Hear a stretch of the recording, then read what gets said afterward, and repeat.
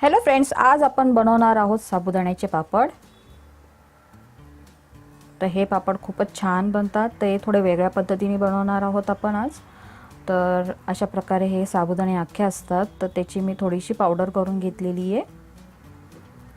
तर हे साबुदाणे अख्खे थोडे थोडे मिक्सरमध्ये मी वाटून घेतलेले आहेत। तर ही खूप जास्त बारीक पावडर नाही आहे, हिला मी फक्त असं जाडसरच वाटलेलं आहे, खूप जास्त बारीक नाही आहे। तर हवं असेल तर तुम्ही साबुदाणे भिजवून पण मिक्सरमध्ये वाटून घेऊ शकता।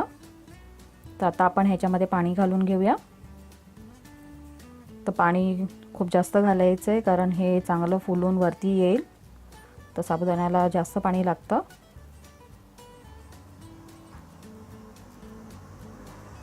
तर आता आपण चमच्याने ही पावडर हलवून घेऊया, कारण आपण पाणी घातल्यानंतर ही पावडर खाली तशीच बसून राहते आणि मग सकाळी जर तुम्ही पाहिलं तर ही सुकलेलीच पावडर मिळेल तुम्हाला। म्हणून चमच्याने आधी ह्याला हलवून घ्यायचं आहे। आणि हे पापड जे आहेत ते मी दरवर्षी बनवते, तर माझे पापड खूप छान बनतात। तर अख्खे साबुदाण्याचे पापडसुद्धा आपण बनवू शकतो, पण ते पापड कधी कधी साबुदाणे जर शिजले नाही तर ते तळल्यानंतर ते अख्खे तसेच राहतात आणि आपण ते खाऊ शकत नाही, चावले जात नाहीत ते। तर मी तसे पापड पण बनवते आणि मी ह्या पावडरचे पापडसुद्धा बनवते, साबुदाण्याच्या पावडरचे। तर ती रेसिपी पण आपण पुढे कधीतरी पाहूया। तर आता मी पावडर ही चांगली मिक्स करून घेतलेली आहे। तर आता मी हे रात्री भिजवलेलं आहे आणि आता आपण सकाळी ह्याचे पापड करून घेऊया। तर रात्रभर ह्याला भिजवून ठेवा आणि चांगलं पाणी, जास्त पाणी घालून ह्याला भिजवायचं आहे। तर सकाळ झालेली आहे, तर तुम्ही पाहू शकता पावडर चांगली आपली भिजलेली आहे साबुदाण्याची। तर आता ही खूप जास्त घट्ट झालेली आहे। तर ह्याच्यामध्ये आता आपण पाणी घालून ह्याला थोडं पातळसर करून घ्यायचं आहे, कारण अशीच तुम्ही जर गरम पाण्यामध्ये जर हे घातलं तर ह्याच्या गाठी खूप जास्त होऊ शकतात। तर त्याच्यासाठी आपल्याला पाणी घालायचं आहे ह्यामध्ये। तर मी एक मोठं पातेलं घेतलेलं आहे आणि साबुदाणे मी 1 किलोचे करते, तर मी 3 पट पाणी घेतलेलं आहे ह्या पातेल्यामध्ये आणि पातेलं मी चांगलं मोठं घेतलेलं आहे। तर आता आपण हे पाणी गरम करायला ठेवूया। आणि जे आता आपण साबुदाण्याची जी पावडर भिजवून ठेवलेली, तर ती आता खूप घट्ट झालेली आहे। तर त्यामध्ये आपण आता थोडं थोडं पाणी घालून घेऊया आणि ह्याला थोडंसं आपण फोडून घेऊया, म्हणजे पातळसर करून घेऊया, कारण ह्याच्यामध्ये खूप जास्त गाठी झालेल्या आहेत, घट्ट झालेले आहेत। आपण असंच जर घातलं तर गरम पाण्यामध्ये तर या गाठी होतील। त्याला असं थोडं थोडंसं पाणी करून आपण पातळ करून घेऊया आणि ह्याच्या गाठी फोडून घेऊया।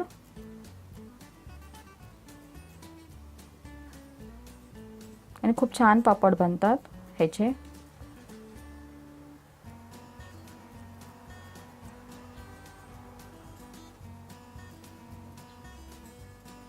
तर पाणी आधी घालून ह्याला तुम्ही हे आधी हे करणं खूप गरजेचं आहे।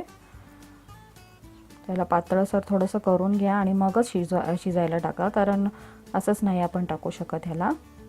तर मी पाणी गरम करायला ठेवलेलं आहे आणि पाणी आपलं चांगलं उकळलेलं आहे। तर आपण ह्याच्यातलं थोडंसं पाणी आहे साईडला काढून ठेवूया, कारण आधीच आपल्याला खूप जास्त पाणी टाकायचं नाही आहे। तर आपण आधी थोडंसं पाणी काढून ठेवूया आणि जर लागलं तर मग हेच गरम पाणी आपण ह्याच्यामध्ये घालू शकतो, पण खूप जास्त आधीच पाणी घालायचं नाही आहे। तर मी 3 पट पाणी ठेवलेलं होतं, तर आता मी 2 पट ह्याच्यामध्ये पाणी ह्याच्यामध्ये आहे आणि 1 पट मी काढून घेतलेलं आहे।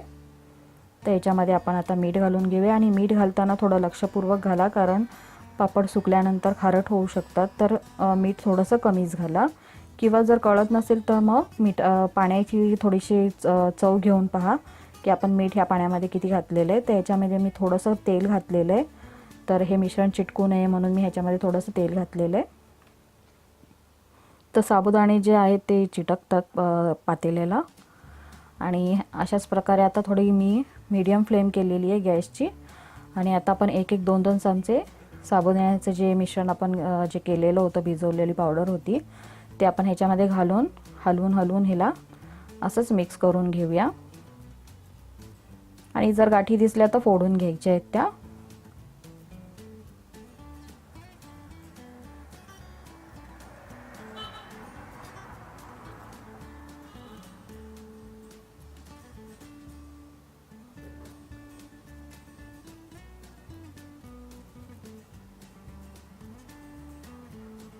तर अशाच प्रकारे आपण सर्व साबुदाण्याची पावडर ह्याच्यामध्ये घालून घेऊया.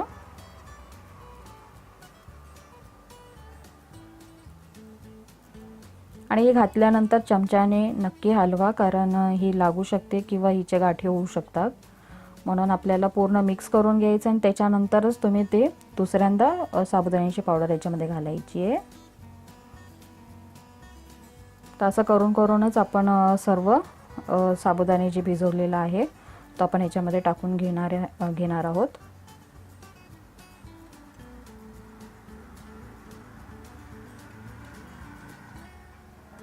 आणि खूप छान पापड बनतात. तर हे पापड तुम्ही नक्की करून पहा. आणि जर पावडर जर करून तुम्हाला भिजवायची नसेल तर तुम्ही साबुदाणे भिजवून मग त्याची मिक्सरमध्ये बारीक वाटून पण त्याचेसुद्धा तुम्ही पापड करू शकता. तर मी सर्व साबुदाण्याची पावडर ह्याच्यामध्ये घालून घेतलेली आणि तुम्ही पाहू शकता की हे मिश्रण जे आहे साबुदाण्याचं ते खूप जास्त पांढरं आहे.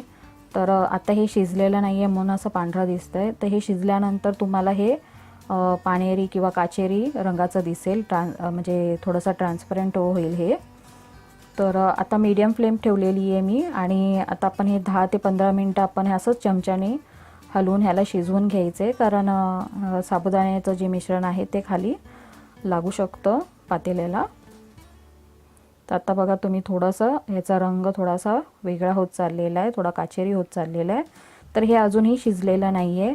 तर आता आपल्याला गॅसची फ्लेम कमी करायची आहे आणि ह्याच्यावरती आपल्याला झाकण ठेवायचं आहे आणि आपल्याला 5-5 मिनटासाठी हे झाकण ठेवून मग ह्याला खोलून आपण चमच्याने हलवून घेणार आहोत. आणि अशाच प्रकारे ह्याला शिजवून घ्यायचं आहे आणि कमी फ्लेम ठेवा गॅसची. जर मिश्रण जर पातेल्याला जर लागत असेल खाली तर मग त्याच्या खाली तुम्ही तवा ठेवून मग ते पातेलं त्याच्यावरती ठेवा. पण हे मिश्रण जे आहे साबुदाण्याचं ते चांगलं शिजवून घ्या.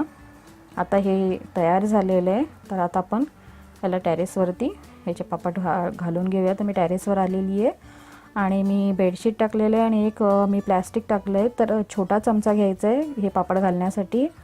तर 1 चमचा घालायचा आणि थोडंसं ह्याला पसरवायचं आहे. तर खूप जास्त पसरवायचं नाही, कारण हे गरम असताना हे आपोआपच पसरतात पापड. तर हे पापड 2 ते 3 दिवस मी सुकून घेतलेत आणि हे तयार झालेले. तर तुम्ही पाहू शकता हे किती छान पापड आपले तयार झालेले आहेत. तर ह्याला आता आपण तळून घेऊया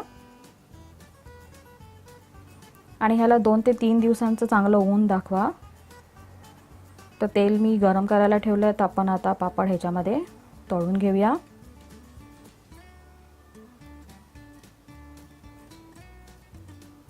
तर तुम्ही पाहू शकता किती छान फुललेला आहे हा पापड.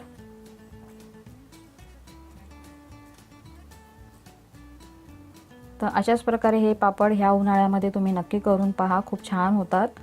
फक्त थोडंसं मिश्रण जे आहे साबुदाणा भिजल्यानंतर दुसऱ्या दिवशी त्याच्यामध्ये पाणी घालून थोडं पातळसर करून घ्या, त्याच्या गाठी फोडून घ्या. डायरेक्ट तुम्ही ते मिश्रण गरम पाण्यामध्ये घालू नका, कारण त्याने तुमच्या पाण्यामध्ये घातल्यानंतर त्याच्या गाठी होऊ शकतात. तर मी जसं दाखवलेलं आहे सेम तसंच तुम्ही करून पहा, तुमचे पापड खूप छान होतील.